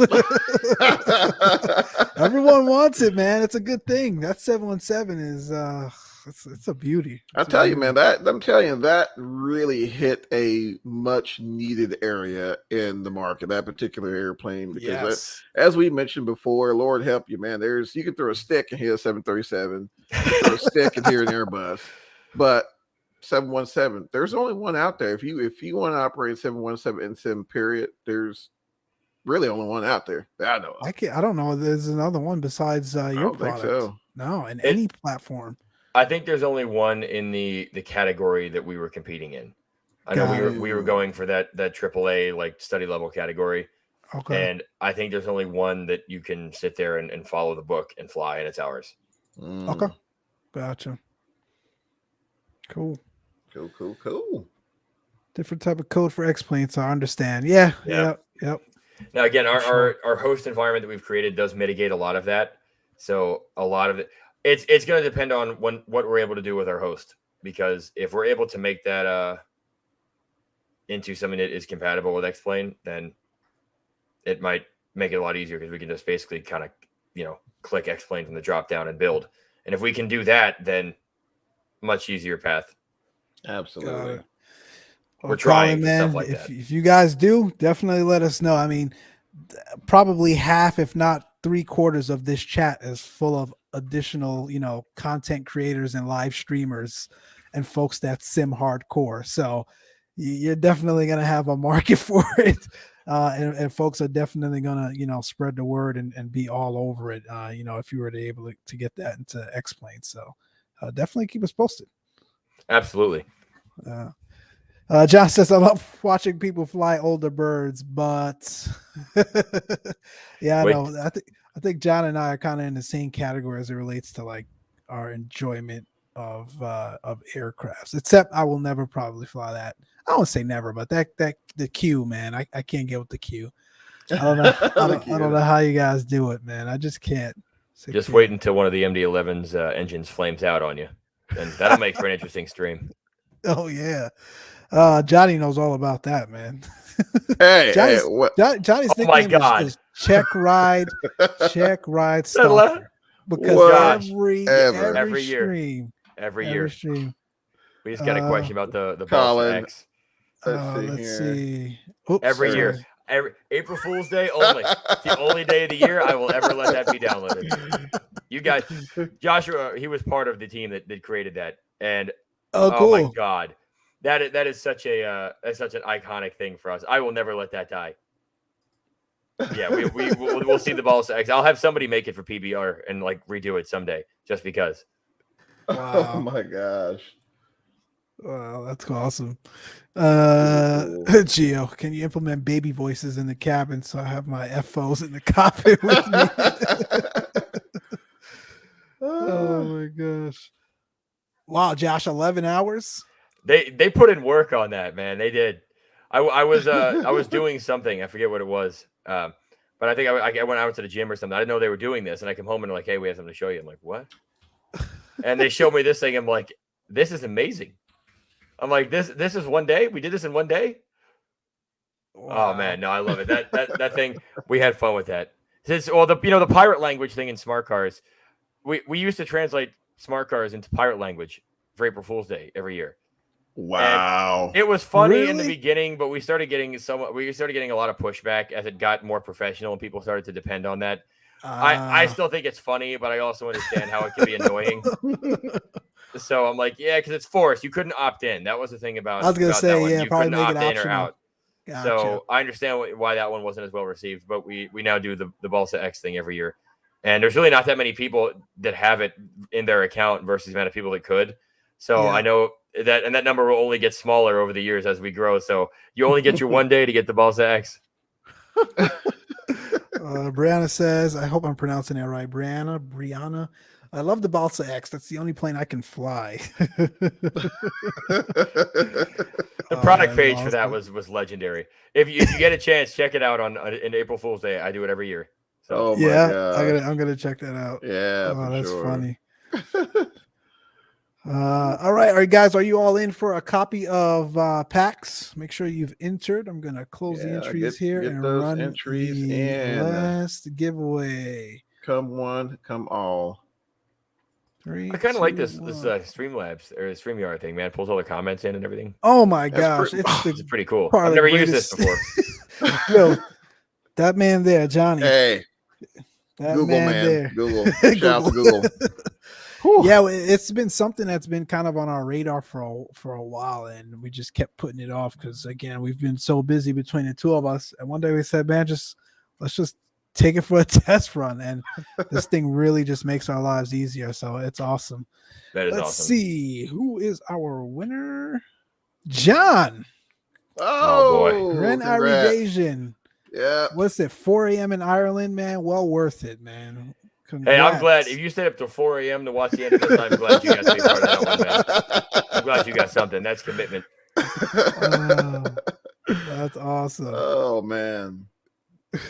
Too cool. John's Congrats, I know John. John's still here. Woohoo! He says, John, I got all your contact. I don't need to reach out. I know I know where and when and how to find you.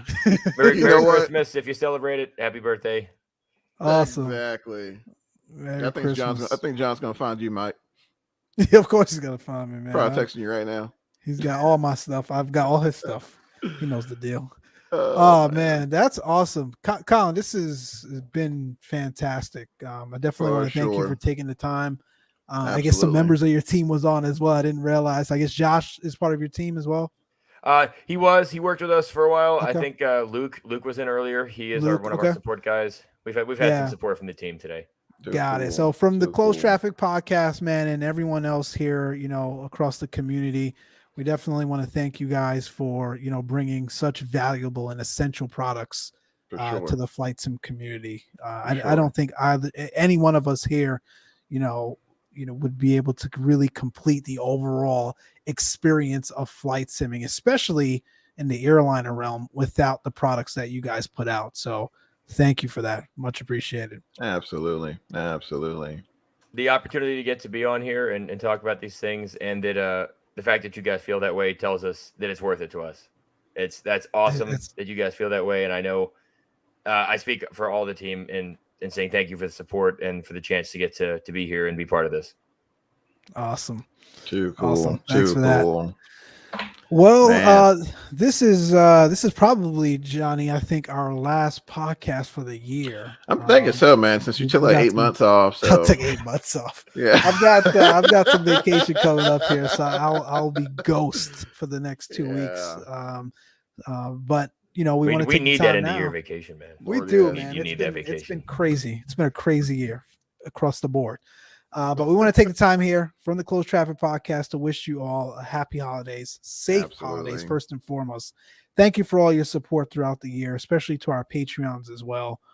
You guys enjoy, stay safe with your family. Again, we're not doing away with our podcasts. So all of this stuff will still get published to our podcast outlets. Just every once in a while, we will come on with a live show as well. So definitely stay tuned and continue to consume our media outlets for additional information.